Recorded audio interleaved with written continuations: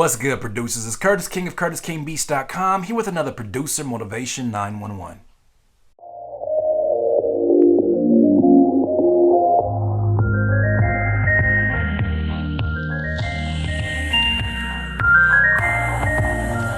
Producers, first of all, I want to take a moment and say thank you. Thank you for leaving comments and leaving the support that you did on my last video, which I basically asked you just the value of these videos and what they've been for your career and just for your particular walk of life. I hope they've been very beneficial to you.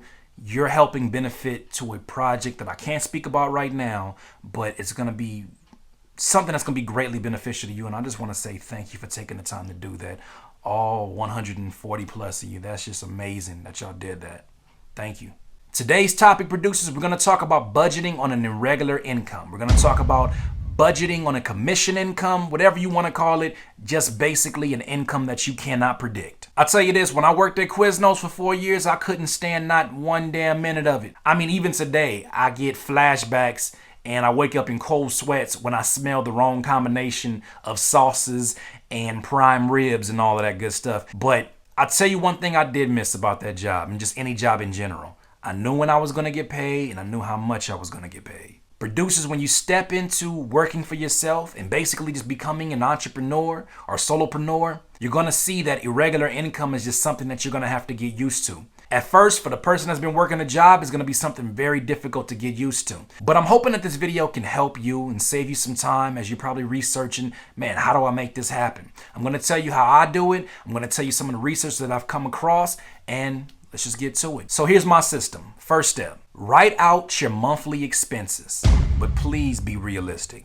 I don't need y'all to be on those cereal diets. Don't be that guy that's like, yo, well, I made this amount, so if I only spend this and if I only eat cereal for the next month, that's not realistic. You're not about to eat no Fruity Pebbles for the next month. Don't do that to yourself. So be realistic. Think about your general expenses. Think about your rent, think about your car note, think about your electricity, think about your water, think about your grocery expenses. Just think about any expense that you know on a consistent basis you have to make. The point of budgeting is just basically assigning a name to every one of your dollars. And that's why I say keep an eye on your monthly expenses, because that way you know that no matter what income I make, this has to get taken care of so that I can survive. Also, with writing your monthly expenses, it helps you develop a habit of living below your means. Now, when I say living below your means, I don't mean that you got to live in a tent. That's not what I'm saying. What I'm saying is that there's a lot of expenses that we make, whether it's going to the movies every weekend, whether it's buying a bunch of PlayStation games, whether it's rims, whether it's getting a haircut every week when you know you can wait 2 weeks. All of these things are living beyond your means, and they're actually cutting your profits. So as your money's going up, guess what's going up with it? Your spending's going up even higher. Number two, if you've been in business for a few months, or even if you've been working a job, find your lowest paying month. Where you're working consistently and nothing crazy happened, your lowest paying month, and budget around that month. Now, if you look at most websites, they're going to tell you to basically take your average for the whole year. But that's not fair to those months that things get really, really tight. And I'll tell you, in a producer business, the closer and closer you get to December, it gets real, because people's priorities get real, because Christmas and Thanksgiving and a lot of things come up where just beats are just not as big a priority as they've been throughout the whole year. So you have to prepare yourself for these months. So instead of budgeting around your average income, I just say find your month where things didn't go so great, but you were consistently promoting and consistently doing all the things that get you sales. Find that month and start budgeting around that. It saves you from putting yourself in a situation where you're like, I don't know how I'm going to make rent. Number three, save at least that income, that lowest income, save at least that month's income in your savings account. Now, I know that's probably easier said than done. It's going to be a gradual process, but save that. This is what you call your rainy day fund. You're going to need to save that in case things start getting real, and things will get real. This even goes for you guys that are thinking about quitting your job. Before you quit your job, your exit strategy has to include having at least a month of your job salary already saved up. Even 2 months. A lot of people say 2 months. 2 months is even better. But if you have at least 1 month, you're ready to go in. But you got to have that cushion before you jump into this game. Because even though you're jumping into entrepreneurship and you're excited, that doesn't stop real life from happening. Cars break down.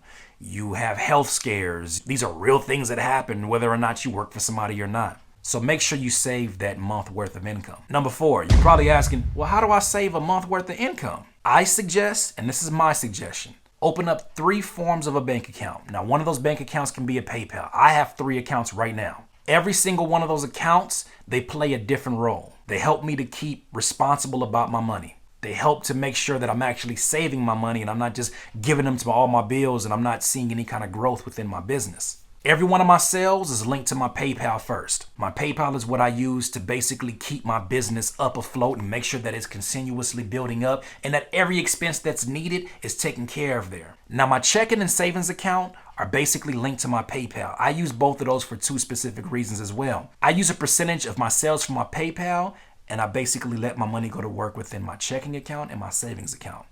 Let me let you know my process. If I get a beat sale right now, bling, bling, bling. Oh, this is tight. I immediately pay myself first. I learned this from a book called The Richest Man in Babylon. He said, pay yourself 10%. Learn to live off 90% of your income. This is going to be very important for the growth of your business. Off top, I'm taking 10% and I'm depositing that into my checkings account. When I deposit that into my checking account, I now split either 50% to about 60 to 70% of that money and put it into my savings account. Now, my savings account is where I mentioned earlier, where I hold that monthly income. That's my rainy day. I hold that money there, as well as my overall just wealth building I put inside of that savings account. I specifically use the checking account for money that I invest to help build my business, to take chances on things, take chances on merchandise, take chances on like the new phone app that I just released to you guys. I got to take these chances because the growth of my business is very important. The growth of my business means the growth of my income, which means the growth that I'm able to provide for my family as a man. It's very important that you start to look into things that you can invest in and make sure they're things that you actually know about. Don't just jump into the stock market. You have no idea. You jumping in there trying to trade and have no idea what you're doing. Make sure whatever you invest into, you know about. It's natural to invest in things dealing with music. It's natural to invest into even your beat selling business, maybe even some equipment. You know that already. You know your equipment already. Why not upgrade some things that make sense with reason, of course? If you really believe this particular piece of product, whatever you're investing in is going to actually bring you sales back in, make that investment. You got to take a chance. You're going to lose some, you're going to win some. That savings account, you don't touch that. You don't touch that unless it's an absolute freaking emergency and you got to use that. And if you lose money in your savings account, we'll just start the process over again. Now, this is how I budget, but I would love to hear your budgeting advice. This has been another Producer Motivation 911, Curtis King of CurtisKingBeats.com.